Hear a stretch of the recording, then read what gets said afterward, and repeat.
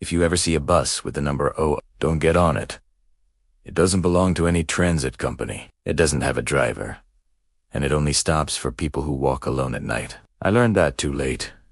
Because one night, it stopped right in front of me. Tea happened last autumn. I used to work late, and by the time I left the office, the city streets were always empty. Quiet, cold, lifeless. That night I left even later than usual. It was 1:40 a.m., and the only sounds were my footsteps echoing on the wet pavement. I turned the corner when I heard a low, steady engine behind me. A bus, but all bus routes in my area had stopped at 12:30 a.m.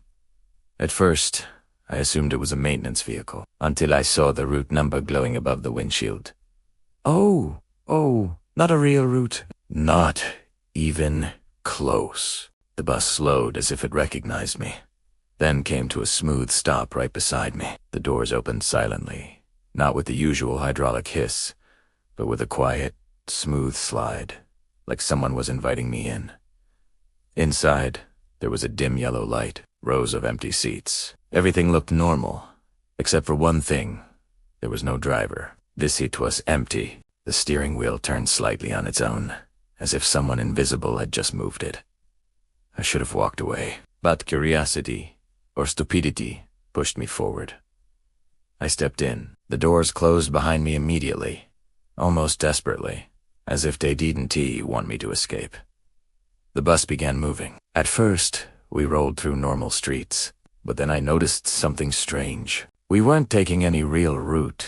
We were heading where the city simply ended, past closed stores, past empty intersections, into streets I didn't recognize, and then the streetlights thinned out. One by one, they disappeared behind us until there was only darkness outside. I tried to look at the driver's seat again. Still empty. But in the glass reflection of the front window, I saw a shadowy figure sitting there, a silhouette. Human-shaped. But no human. When I blinked, the silhouette vanished, but the bus sped up. A knot of fear twisted in my chest. I walked to the front door and hit the button to open it. Nothing. I hit it again. Nothing.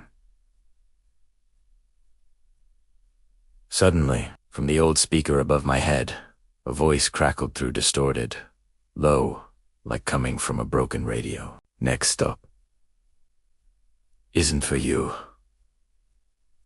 A chill went down my spine. I ran to the back door, sealed shut. The lights in the bus began to flicker, dying one by one, like the bus was sinking into darkness along with the road.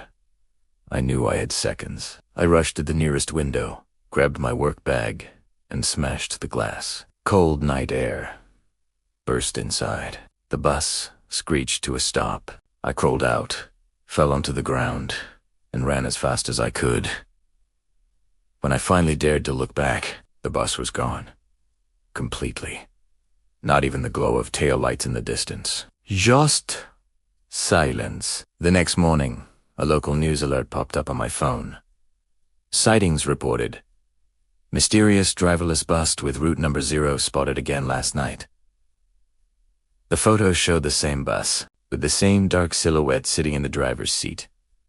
Now I walk home only by crowded roads.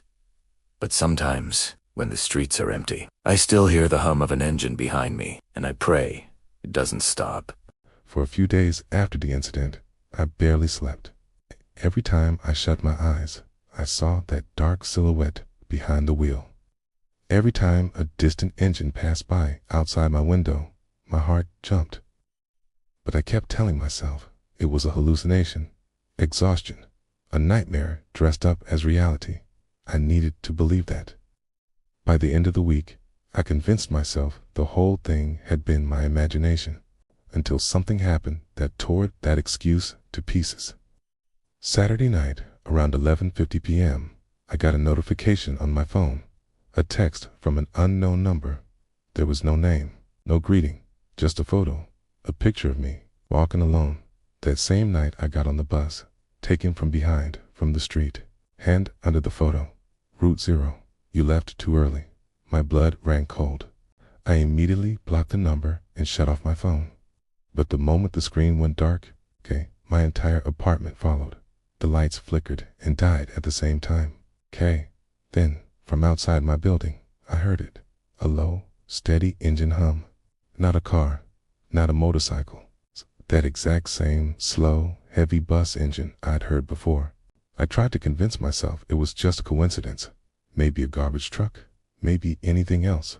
But when I looked through the blinds, my street, usually bright and busy, even late at night, was completely empty, except for one pair of headlights at the far end.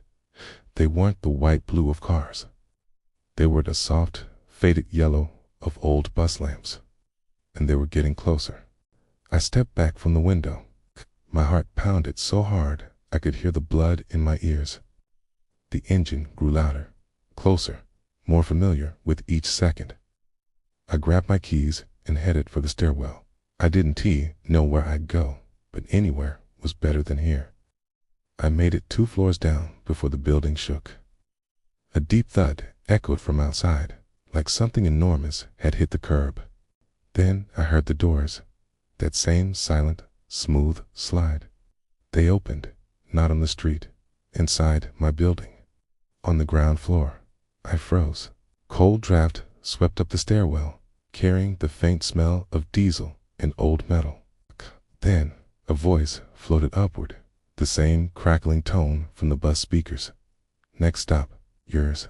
I ran down the steps, pushing through the emergency exit into the alley behind the building. I didn't look back. I couldn't.